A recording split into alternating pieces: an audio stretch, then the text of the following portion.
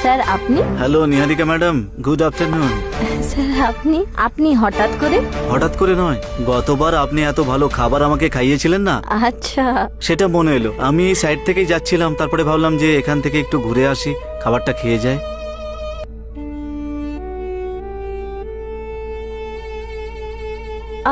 আসুন না ভেতরে। হ্যাঁ হ্যাঁ অবশ্যই আসুন না, বসুন। অবশ্যই।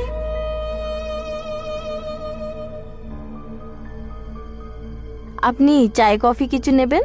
চা কফি তো পরে হবে, কিন্তু যখন এলাম তখন চাও খাবো, কফিও খাবো, আরো অনেক কিছু। কি দারুণ খাবার বানান আপনি। অনেক ধন্যবাদ। আপনার জন্য একটা সারপ্রাইজ নিয়ে এসেছি। সারপ্রাইজ আমার জন্যে? আমি সুশীলের প্রমোশন করতে চলেছি। প্রমোশন? ও মাই গড। কিন্তু সেই প্রমোশন আপনার হাতে নির্ভর করছে। এইটা কি করছেন আপনি? দেখো, অফিস আমি কি করে বিশ্বাস করব ওনার প্রমোশন হবে? বিশ্বাস আমি এক্ষুনি কল করে দিচ্ছি।